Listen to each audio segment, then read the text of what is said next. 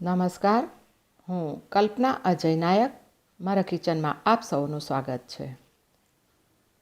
મિત્રો, કડવા કારેલાના ગુણ તો તમને ખબર જ છે, પરંતુ સ્વાદમાં કડવા હોવાથી ઘણા લોકોને આ શાક પસંદ નથી. પરંતુ કારેલામાં ભરપૂર માત્રામાં ફાઇબર્સ રહેલ છે અને ડાયાબિટીસના દર્દી માટે તો ખાસ ગુણકારી છે અને એન્ટીઓક્સિડન્ટ પણ છે, તેથી શરીર માટે ખૂબ જ આરોગ્યપ્રદ છે. તો આજે આપણે આ કારેલામાંથી ચટણી બનાવીશું. અને ખરેખર તો આ શાક જ છે, પરંતુ ઘણા આ રીતે કારેલા બનાવે અને એને ચટણી તરીકે પણ ઓળખે છે. તો કારેલાની ચટણી બનાવવાની શરૂઆત કરીએ. તો આ 250 ગ્રામ કારેલા છે, જેને મેં સારી રીતે ધોઈ લીધા છે અને નિતારી લીધા છે. તો હવે એને છીણી લઈશું. તો આવી સાધારણ મોટા હોલવાળી છીણી લઈશું અને એના વડે એને છીણી લેવાના. તો આ રીતે મેં બધા કારેલાને છીણી લીધા છે. અને છીણતી વખતે કારેલામાં જો કડક બીજ કોઈ હોય તો આ રીતે એને બહાર કાઢી લેવાના છે. તો હવે આ છીણમાંથી ઘણા મીઠું નાખીને 10 મિનિટ એને રાખે અને ત્યારબાદ પાણી કાઢી નાખીને ચટણી બનાવે છે. પરંતુ હું આમાંથી પાણી નથી કાઢી નાખતી. તમને ઈચ્છા હોય તો આ રીતે મીઠું નાખીને પાણી કાઢી શકો છો. તો હવે ચટણી બનાવવા માટે એક નોનસ્ટિક પાનમાં 2 ટેબલસ્પૂન તેલ લીધું અને તેલ ગરમ થાય એટલે 1/2 ટીસ્પૂન રાઈ, 1/2 ટીસ્પૂન જીરું અને થોડી હિંગ ઉમેરીશું.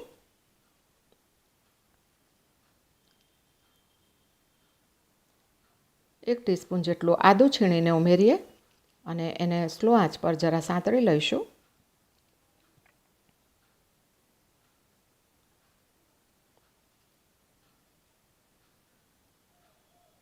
હવે આપણે જે કારેલાને છીણી લીધા છે એ ઉમેરીએ.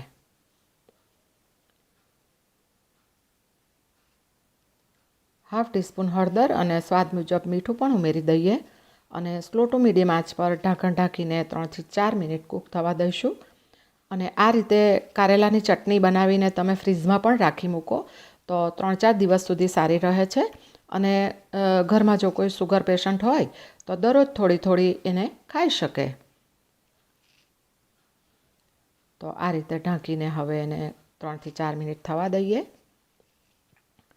વાવ, કેટલા લીલાછમ કારેલા દેખાય છે, જુઓ. તો એને હલાવી લઈએ અને ફરીથી ઢાંકીને 3 થી 4 મિનિટ કૂક થવા દઈશું. અને એક ખાસ વાત કે તમે આ કારેલાની ચટણી બનાવીને ટ્રાવેલિંગમાં પણ લઈ જઈ શકો છો. અને ટ્રાવેલિંગમાં જો લઈ જવી હોય તો 2 દિવસ સુધી આ ચટણીને કંઈ વાંધો નહીં આવે. પરંતુ જો તમે ટ્રાવેલિંગમાં લઈ જવાના હો તો યાદ રાખીને આ કારેલાની ચટણી બનાવો ત્યારે પાણી કાઢી નાખજો અને પછી બનાવજો. ફરીથી જોઈ લઈશું અને ફરીથી હલાવીને 2-3 મિનિટ રાખીશું.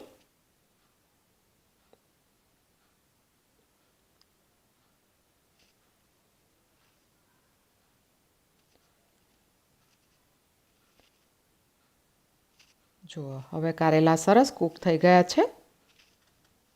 તો આ રીતે હલાવી લઈએ અને હવે બાકીના મસાલા ઉમેરીશું.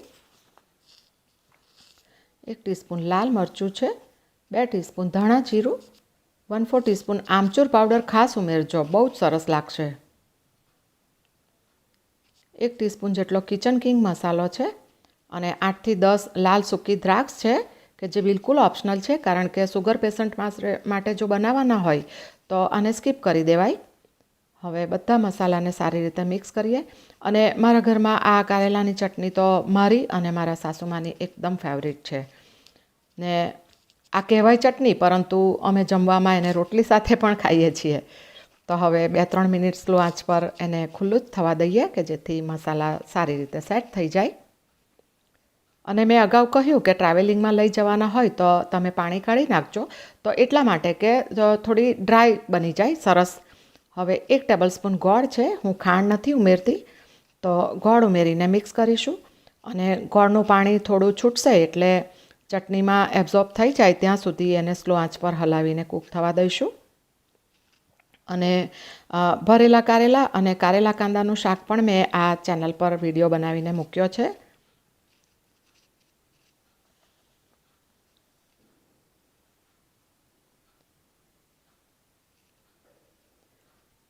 ગોળનું પાણી સરસ એબ્ઝોર્બ થઈ ગયું છે, જુઓ.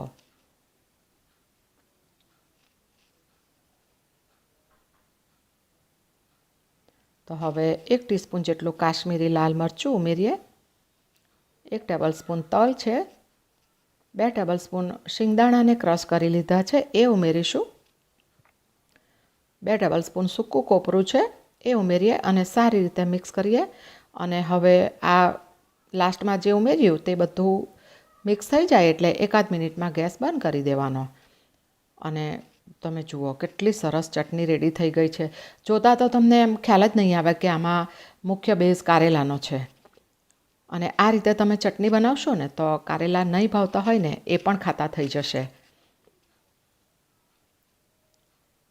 તો હવે આપણી ચટણી રેડી થઈ ગઈ છે અને ગેસ પણ બંધ કરી દીધો છે. તો થોડી કોથમીર એડ કરીશું અને ત્યારબાદ સર્વિંગ કરીશું.